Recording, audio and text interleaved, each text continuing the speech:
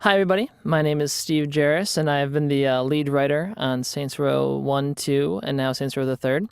And I also was lucky enough to get a chance to write the Power trailer. So here's an exclusive behind-the-scenes commentary on some of the Easter eggs and fun stuff that's going on in the Saints Row 3 Power trailer.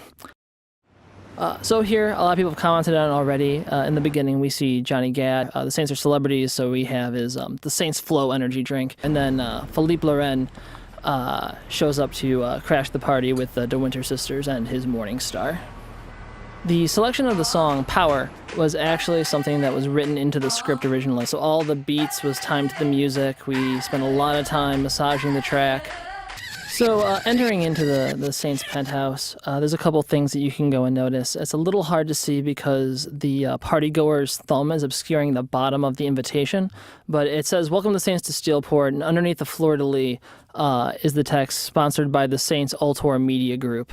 It's our little nod to the fact that the Saints have partnered with Altor, so they're throwing this coming out party here in Steelport. On the website, a lot of people are talking about the De Winter Sisters being like these assassins, and they're really not. They're really awesome personal assistants who are businesswomen and they're savvy, but they're not like killbots. They're really smart and savvy women, and that's a little misconception that I see get pushed around a lot on the forums. As you move through the party, there's a couple other Saints there. There's Pierce is there with Gat in the beginning. Josh Burke is there signing his 8x10. There's Shaundi. She's got a different look. She's a reality TV star now.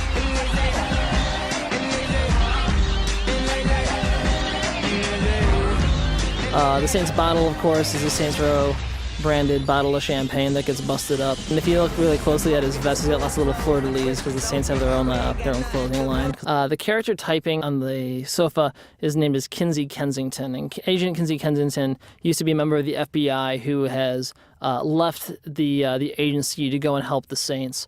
If you notice behind her on the TV, Monica Hughes is on the screen giving a press conference, and she is now a senator. She's no longer a mayor. So here comes the player. It was hard to go decide on a look for him because the player can be like anybody. We tried to pick a guy, just made him look young and cool. I think in hindsight, we might have made him look a little too much like Johnny Gat, but I still think he looks really slick.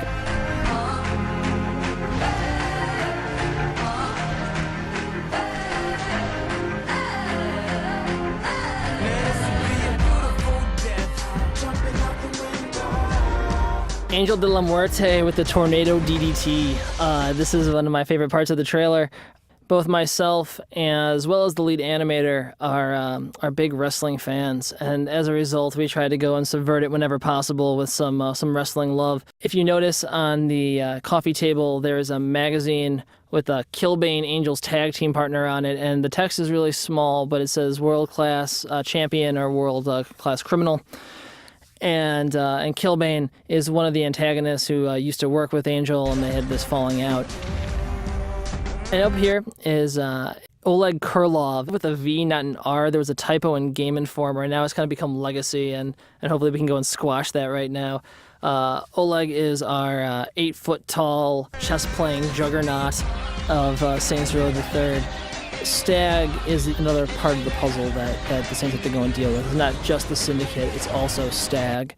The Saints are pretty much fighting a two-front war throughout the game. Stag does not play favorites. Stag is there to stop the gangs, and that means all the gangs. And here's our parting shot to those who stick it through to the end.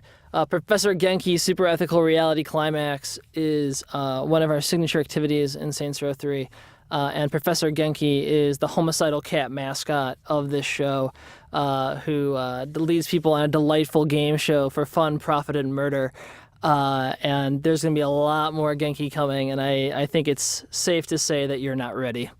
Thank you so much for listening, and thank you for all the support that the community has given Volition and the Saints Row brand. We wouldn't be here without you guys. So stay tuned to saintsrow.com for more information. We're going to have lots of new stuff coming down the pipe, and be ready on November 15th.